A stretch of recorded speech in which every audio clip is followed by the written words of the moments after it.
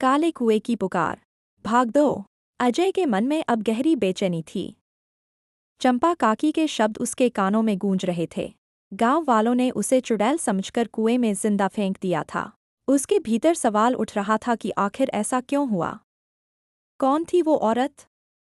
और अगर सचमुच उसके साथ अन्याय हुआ था, तो क्या उसकी आत्मा अब इंसाफ मांग रही है? शांति की कहानी। चंपा काकी ने धीरे धीरे अतीत की परतें खोलीं। कई साल पहले गांव में एक जवान औरत रहती थी, शांति। उसका रूप बहुत सुंदर था, लेकिन किस्मत उससे कभी मेहरबान नहीं हुई। उसका पति बीमार होकर जल्दी मर गया और लोग कहने लगे कि शांति मनहूस है। गांव के कुछ लोग उसे बुरी नज़र से देखते। जो औरतें अपने बच्चों को खो बैठतीं, वे भी इल्ज़ाम उसी पर लगा देतीं। धीरे धीरे अफवाह फैली कि शांति चुड़ैल है, जो रात को भूत प्रेत बुलाती है। फिर एक रात गांव के एक आदमी की अचानक मौत हो गई। बस वही मौका था, लोगों ने भीड़ जुटाई और बिना सोचे समझे शांति को पकड़ लिया। उसने रो रो कर सफाई दी, लेकिन किसी ने नहीं सुनी। उसी कुएं के पास सबने मशालें जलाकर कहा, अगर तू सचमुच निर्दोष है तो पानी तुझे बचा लेगा, वरना तू चुड़ैल है और यहीं सड़ जाएगी। और शांति को जिंदा कुएं में धकेल दिया गया। काकी की आंखों से आंसू बह निकले। बेटा, उसकी चीखें आज तक कुएं में गूंजती हैं। और जब कोई पास जाता है तो वह अपनी पीड़ा सुनाना चाहती है। अजय की जिज्ञासा। अजय ने ठान लिया कि वह शांति की आत्मा को मुक्ति दिलाएगा। लेकिन यह आसान नहीं था। गांव के लोग तो डर के मारे कुएं की तरफ देखना भी नहीं चाहते थे। उसने अपने दोस्तों को मनाने की कोशिश की। मित्र सुरेश ने कहा, पगला गया है क्या? तुझे अपनी जान प्यारी नहीं?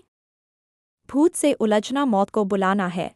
लेकिन अजय अपनी जिद पर अड़ा रहा। रहस्यमयी सपने। उस रात अजय को एक अजीब सपना आया। उसने देखा कुएं से धुंध उठ रही है।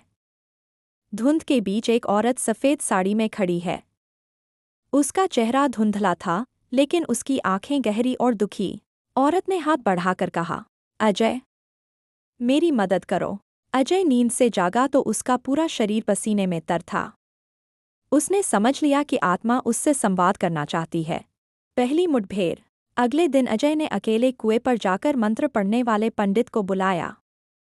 पंडित ने कहा, बेटा, ये खेल नहीं है। आत्मा अगर बेकसूर है तो उसे शांति चाहिए, और अगर वह प्रतिशोधी है तो तुझे भी ले डूबेगी। अजय ने पंडित की बात अनसुनी कर दी और कुएं में जोर से आवाज दी, शांति, अगर तू यहाँ है तो सामने आ। मैं तेरा दोस्त हूँ। कुछ पल सन्नाटा रहा। फिर कुएं के पानी में छपाक से लहर उठी। पानी से एक धुंधला चेहरा उभरा और अजय को घूरने लगा। उसकी रीढ़ में ठंडी लहर दौड़ गई, लेकिन डर से ज्यादा उसे दया महसूस हुई। आत्मा की पुकार। चेहरा धीरे धीरे और साफ हुआ। औरत की आंखों से आंसू बह रहे थे, लेकिन होठों पर सिर्फ एक शब्द था, सच। अजय ने कांपते स्वर में कहा, मैं तुम्हारा सच सबको बताऊंगा। तुम्हें मुक्ति दिलाऊंगा। तभी अचानक तेज हवा चली। कुएं के आसपास के पेड़ जोर जोर से हिलने लगे। कुएं से उठी काली धुंध ने अजय को घेर लिया। वह भागा भागा घर पहुंचा, लेकिन उसके कपड़े गीले थे, मानो कुएं का पानी खुद उससे चिपक गया हो। गांव में खलबली। अगली सुबह गांव में चर्चा फैल गई। लोग कहने लगे कि अजय पर अब आत्मा का साया चढ़ गया है। कोई उसे चेतावनी देता तो कोई डरकर उससे दूरी बनाने लगा। रामलाल मुखिया ने कहा, अजय, तू गांव का सर्वनाश कर देगा।